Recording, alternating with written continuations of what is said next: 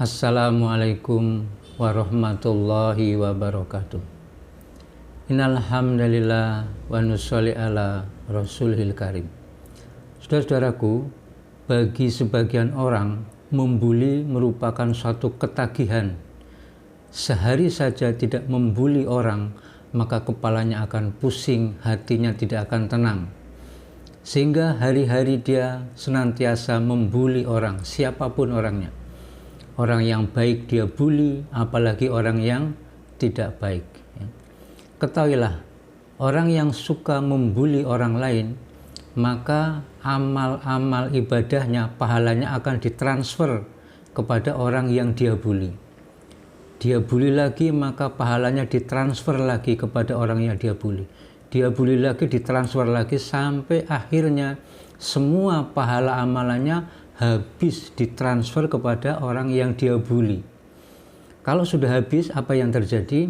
Maka dosa-dosa dari orang yang dibully akan ditransfer kepada dia. Terus dia membuli, maka dosa-dosanya ditransfer lagi kepada dia yang membuli itu. Sehingga akhirnya seorang yang membuli itu akan kehabisan semua pahalanya dan dosanya semakin menumpuk. Itulah yang dikatakan oleh Kanjeng Nabi yang bertanya kepada para sahabat, siapakah orang-orang yang tekor? Sahabat mengira orang-orang yang tekor itu orang yang berdagang tetapi tidak untung, bahkan buntung. Ternyata yang dimaksud Kanjeng Nabi adalah orang-orang yang menghadap kepada Allah dengan amalan yang bagus, yang banyak, tetapi ternyata amalannya habis dan adanya dosa yang semakin banyak, yang banyak sekali. Orang ini semula akan dimasukkan ke dalam surga, sudah hampir dimasukkan ke surga. Betapa senangnya, betapa bahagianya melihat surga, senang, ya, bangga dia masuk surga. Tetapi kemudian tiba-tiba ada orang yang protes, ya Allah, orang itu telah berbuat zalim kepada saya, maka diambil pahalanya.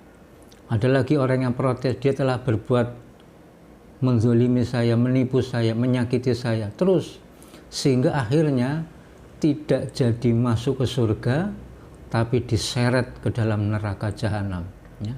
Betapa ruginya, betapa malunya, betapa hinanya. Sudah hampir masuk surga, sudah senang, tapi kemudian diseret dengan hina, dimasukkan ke dalam neraka. Inilah orang-orang yang rugi. Ya. Maka kita ketika dibully, ya tidak usah sedih, apalagi sampai bunuh diri misalnya, ya, karena senang sebetulnya. Kita tanpa susah payah berbuat amal, ketika kita dibully, disakiti, dirugikan, itu otomatis pahalanya pindah kepada kita. Ya. Oleh sebab itu hati-hatilah, jangan pernah kita menzolimi siapapun. Ya. Amal kita belum diterima, belum tentu diterima, tapi yang pasti amal kita, kebaikannya akan pindah kepada orang lain, dan kalau sudah habis, kejahatan-kejahatan, dosanya akan masuk ke dalam buku catatan kita. Na'udzubillah min dzalik, ya. Itu saja, mudah-mudahan kita senantiasa waspada, ya.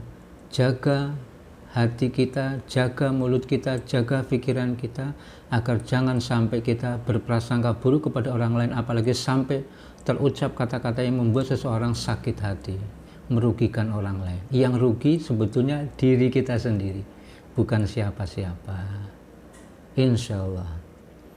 Wassalamualaikum warahmatullahi wabarakatuh.